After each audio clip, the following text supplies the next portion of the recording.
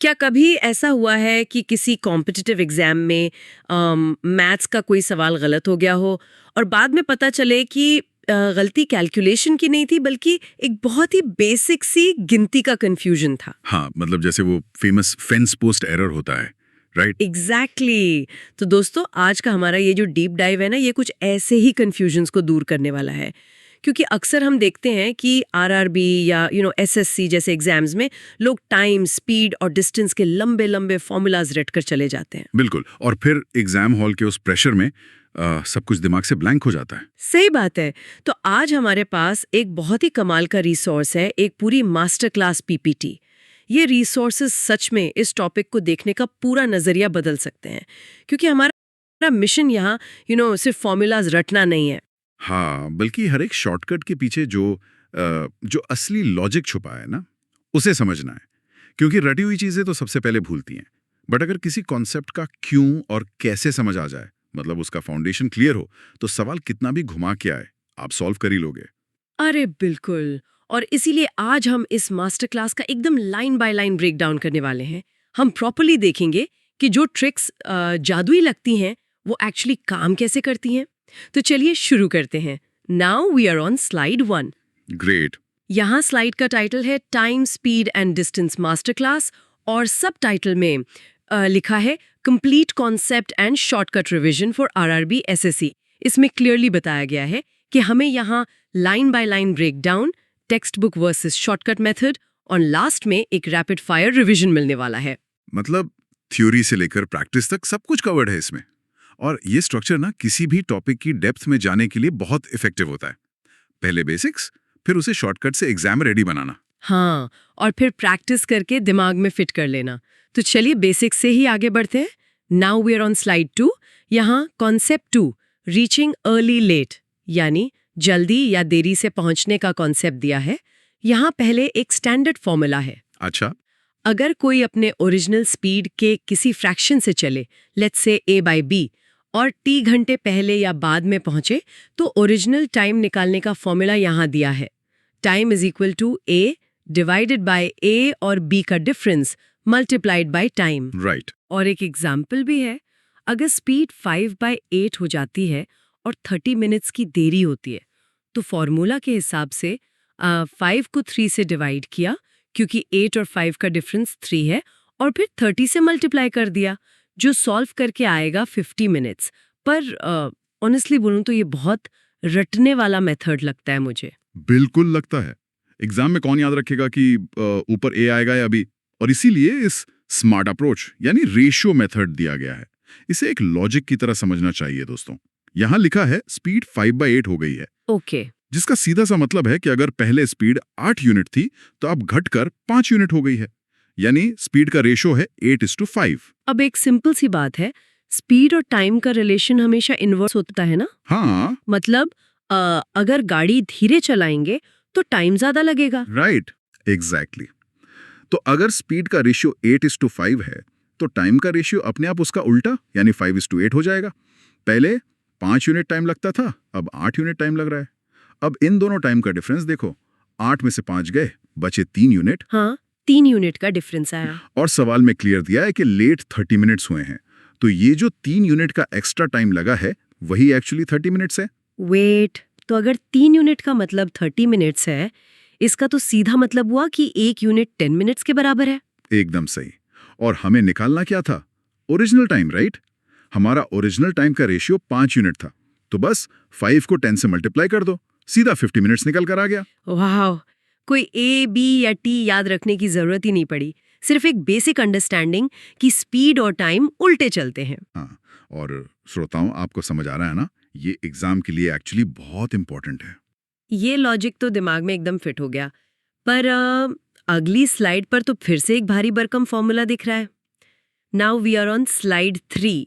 यहाँ है concept 3, distance with changed speeds. इसमें डिस्टेंस निकालने के लिए दोनों स्पीड्स को मल्टीप्लाई करना है, फिर उसको टाइम डिफरेंस से मल्टीप्लाई करना है, और फाइनली स्पीड्स के डिफरेंस से डिवाइड करना है। आई मीन, सच बताऊं तो क्या ये सब याद रखना वाकई जरूरी है? देखो, ये सवाल बहुत वैलिड है तुम्हारा, पर इस फॉर्मूला को ना एक अलग पर्सपेक्टिव से देखना चाहिए। ये कोई नया जादू नहीं है, बल्कि उसी रेशियो वाले बेसिक लॉजिक का एक एक डिस्टिल्ड वर्जन है। अच्छा, कैसे? जब एग्जाम में दो अलग स्पीड्स दी हो और टाइम का टोटल डिफरेंस दिया हो, तो बार बार रेशियो निकालने में जो थोड़ा टाइम लगता है ना, ये फॉर्मूला एक्चुअली उस टाइम को बचा लेता है। बिल्कुल। इसको रटने की जगह इसका पैटर्न देखो। ऊपर स्पीड का मल्टीप्लिकेशन, नीचे उनका डिफरेंस, और पूरे को टाइम डिफरेंस से मल्टीप्लाई किया है। 2-3 बार सॉल्व करोगे तो ये फिंगर्स पर आ जाएगा। ये प्रेशर सेकंड्स बचाता है सच में। सही बात है। जहां सीधा आंसर निकालना वहां शॉर्टकट की वैल्यू तो है। खैर, अब स्ट्रेट लाइन वाले डिस्टेंस से आगे बढ़कर कुछ गोल घूमने वाले ट्रैक्स पर आते हैं। Now we are on slide 4। हाँ, circular tracks. Parents multiplied by number of rounds. नीचे एक बड़ा अच्छा एग्जाम्पल है। एक पहिए का रेडियस अगर 7 मीटर्स है तो 40 राउंड्स में वो कितनी दूरी तय करेगा। सर्कमफेरेंस का फॉर्मूला 2πr लगाया तो 2 × 27 × 7 जो आया 44 मीटर्स। फिर उसको 40 राउंड से मल्टीप्लाई किया तो 1760 मीटर्स आ गया। इसको विजुअलाइज करना बहुत आसान है। लाइक एक साइकिल का पहिया इमेजिन करो।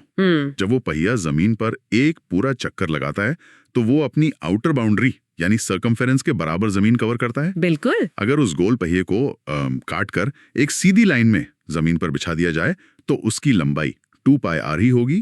तो एक चक्कर में इतना, तो n चक्कर में n × 2πr। यानी सर्कुलर ट्रैक को बस एक मुड़ी हुई स्ट्रेट लाइन की तरह देखना चाहिए। ये काफी अच्छा मेंटल मॉडल है।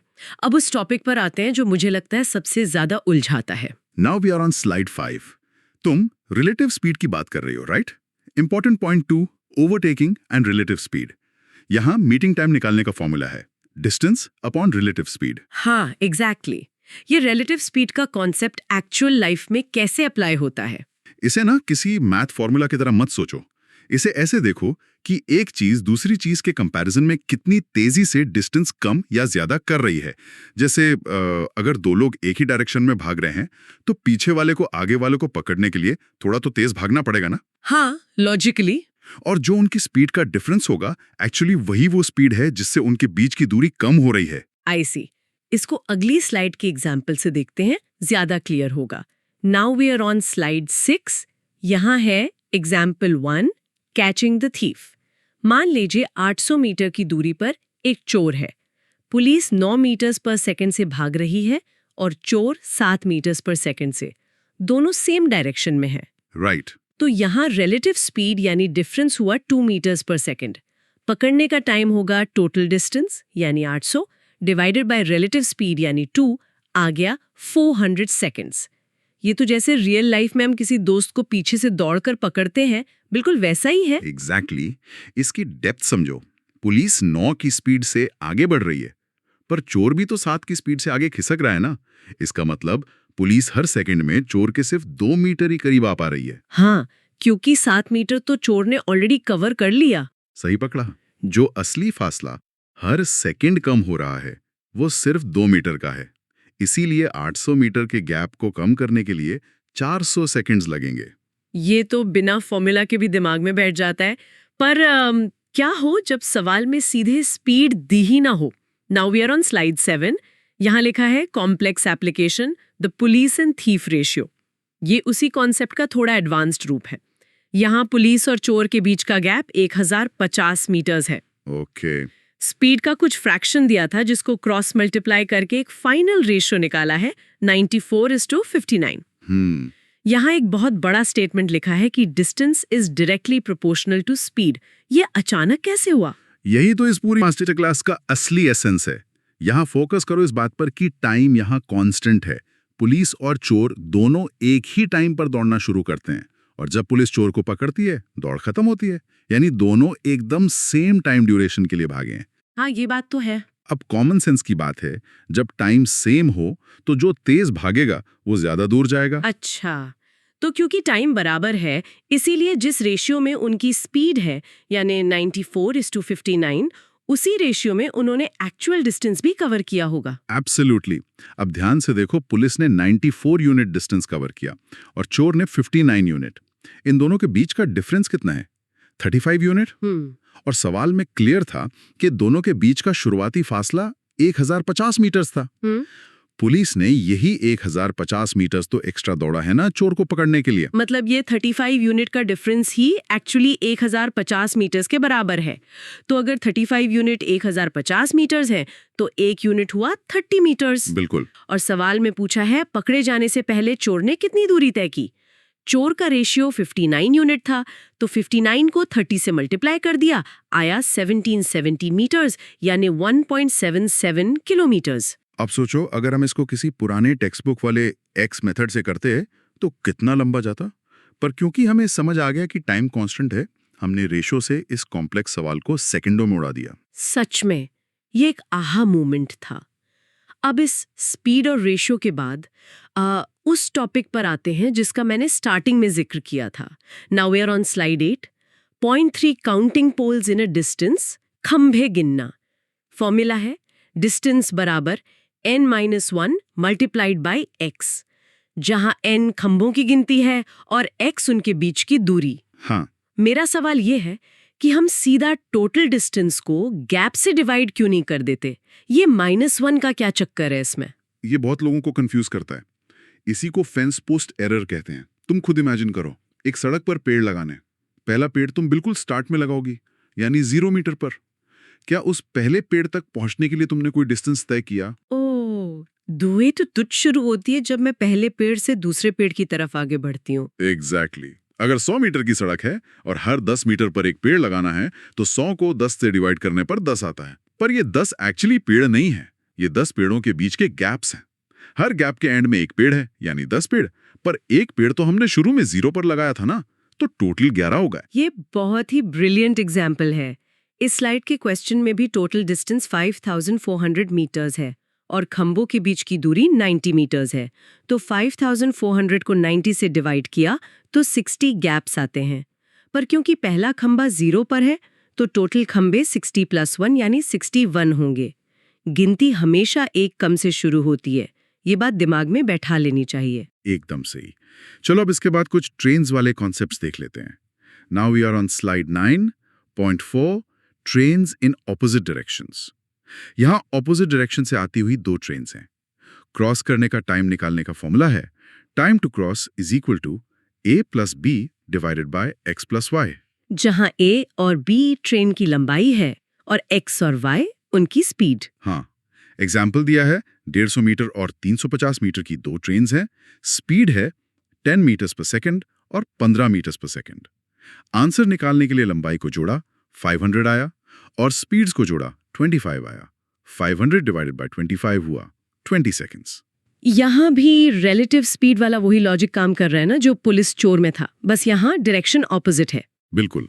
जब 2 ट्रेन्स आमने सामने से आती हैं तो वो एक दूसरे की तरफ बहुत फास्ट बढ़ रही होती हैं। दोनों मिलकर बीच का डिस्टेंस खत्म कर रही हैं, इसीलिए स्पीड ऐड हो जाती है और क्रॉस करने के लिए उन्हें अपनी दोनों की टोटल लंबाई के बराबर डिस्टेंस कवर करना होता है। ये तो सीधा सा कैलकुलेशन है, पर अगली स्लाइड में जो ट्रिक है वो बहुत इंटरेस्टिंग है। Now we are on slide 10.5, train crossing man versus platform. Formula तो है length of train is equal to p into T1 divided by T2 minus T1, पर इसके साइड में जो स्पीड इज कांस्टेंट ट्रिक दी है वो बहुत पावरफुल लग रही है मुझे। हाँ, वो एक्चुअल एग्जाम सेवर है। सवाल है कि एक ट्रेन एक आदमी को 6 सेकंड्स में क्रॉस करती है और 100 मीटर के प्लेटफॉर्म को 20 सेकंड्स में। ट्रिक ये है कि स्पीड कांस्टेंट है तो डिस्टेंस और टाइम प्रोपोर्शनल होंगे। यहाँ ट्रेन और प्लेटफॉर्म का रेशो 6:20 - 6 यानी 6:14 लिया गया है, जो सिंप्लीफाई होके 3:7 बनता है। मैं बस ये सोच रही थी कि ये 20 में से 6 क्यों घटाया। यहाँ क्रिटिकल थिंकिंग आती है। इसको तोड़कर समझो। जब ट्रेन किसी आदमी या खंबे को क्रॉस करती है तो वो टेक्निकली सिर्फ अपनी खुद की लंबाई कवर कर रही होती है, राइट? और सवाल कहता है उसमें उसको 6 सेकंड्स लगे। ठीक है। और जब वो प्लेटफॉर्म क्रॉस करती है तो उसको अपनी लंबाई के साथ प्लेटफॉर्म की लंबाई भी कवर करनी पड़ती है। परफेक्ट। और इस पूरे काम में लगे 20 सेकंड्स। अब सोचो, ट्रेन ने अपनी लंबाई कवर करने का टाइम तो 6 सेकंड पहले ही बता दिया है, तो बाकी के जो 14 सेकंड्स बचे 20 - 6 वो किस चीज के लिए लगे? वो सिर्फ और सिर्फ उस प्लेटफॉर्म की एक्स्ट्रा लंबाई को क्रॉस करने के लिए लगे। क्या बात है, मतलब प्लेटफॉर्म की एक्स्ट्रा लंबाई के लिए 14 सेकंड्स का टाइम लगा। तो ट्रेन का अपना टाइम 6 सेकंड्स और सिर्फ प्लेटफॉर्म का टाइम 14 सेकंड्स। रेशो हो गया 6:14 यानी 3:7। और स्पीड सेम है, तो जिस रेशियो में टाइम लगा है दूरी भी उसी रेशियो में होगी। प्लेटफॉर्म की लंबाई 100 मीटर हमें पता है, रेशियो के हिसाब से प्लेटफॉर्म 7 यूनिट है, यानी 7 यूनिट्स इक्वल टू 100 मीटर्स। और ट्रेन की लंबाई 3 यूनिट है। तो अगर 7 यूनिट 100 है तो 3 यूनिट होगा 100/7 मल्टीप्लाइड बाई 3 यानी 300/7 मीटर्स।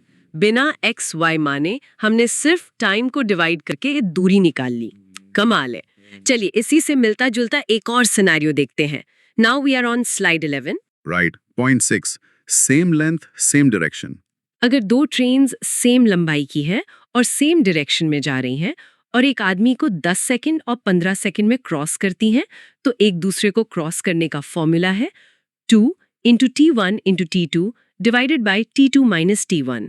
यहाँ सॉल्व करके दिखाया है 2 × 10 × 15 डिवाइडेड बाय 15 - 10, जो आता है 300 डिवाइडेड बाय 5 यानी 60 सेकंड्स।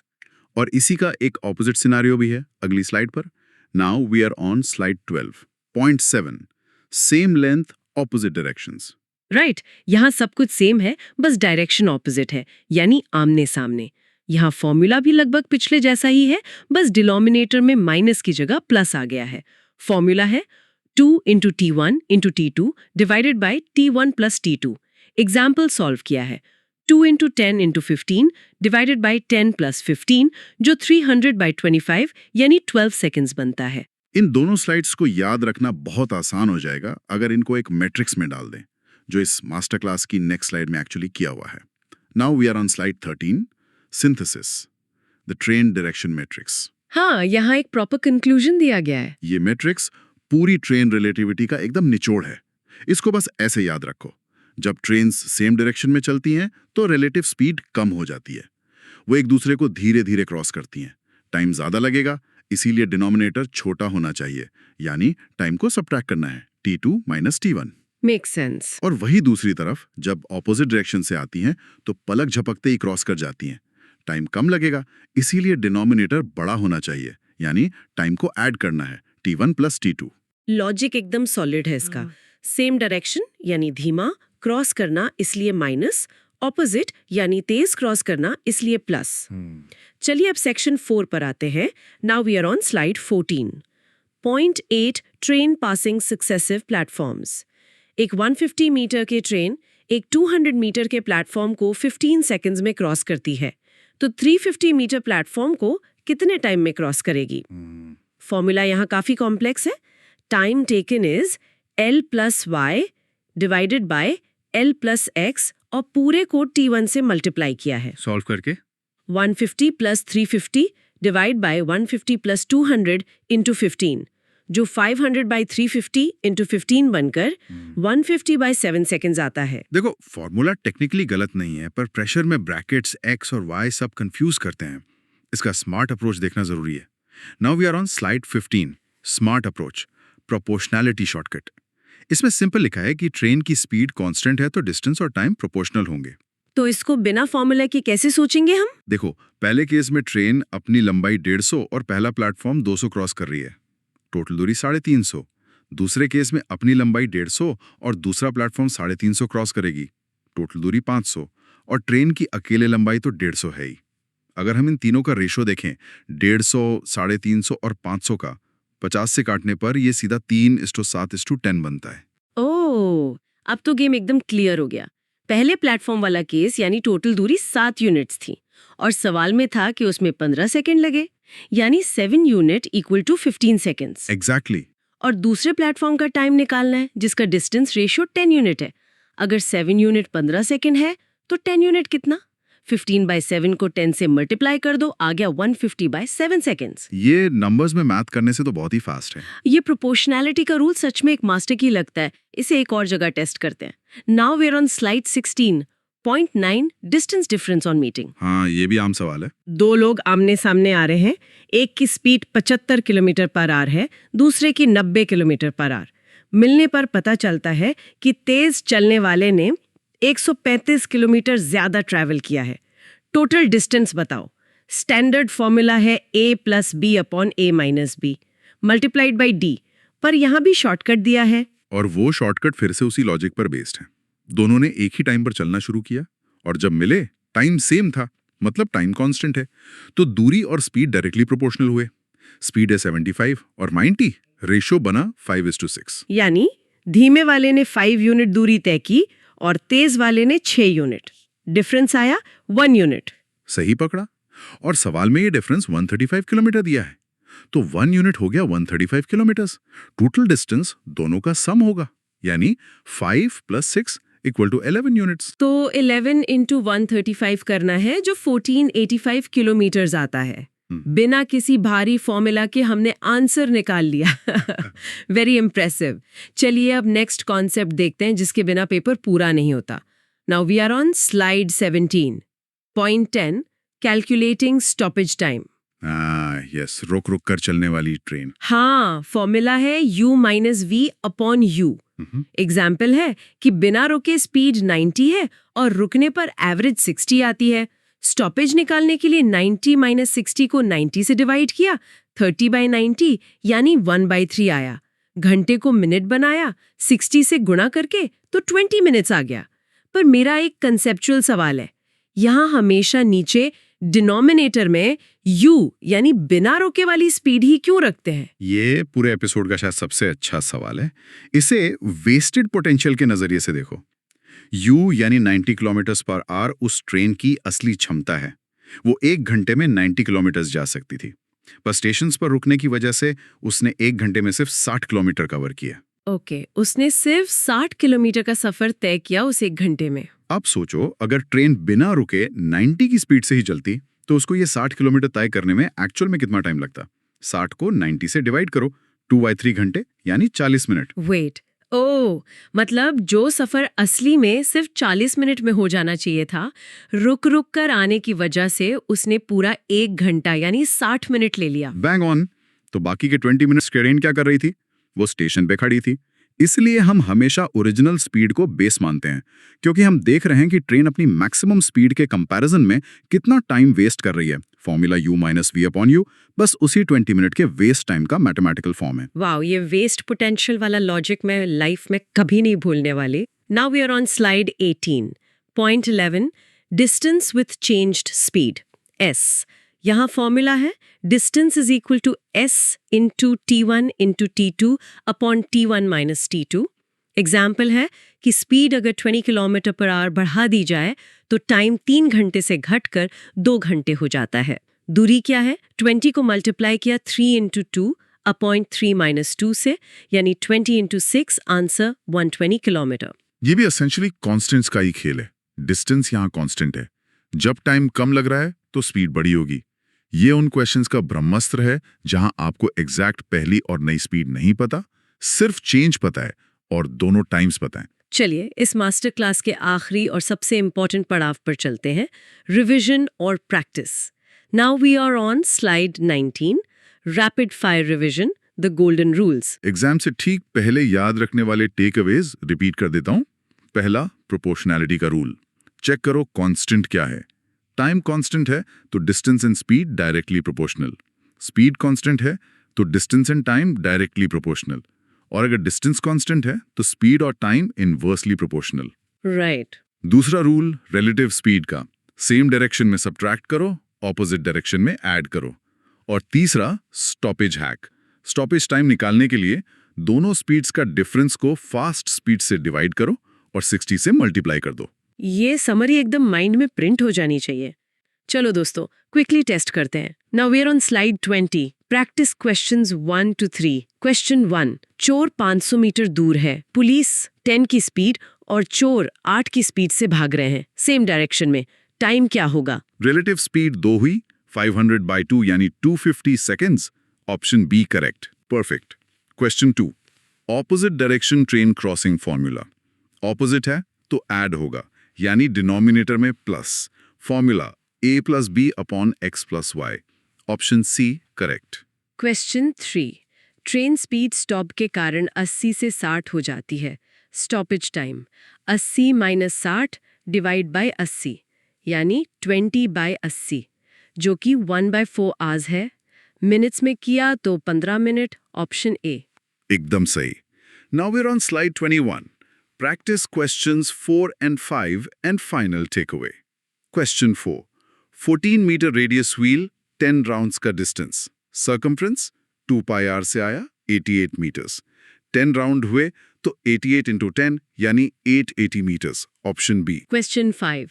50 और 60 किलोमीटर पर आवर की ट्रेन्स आमने सामने से आती हैं। मिलने पर 100 किलोमीटर का डिफरेंस है।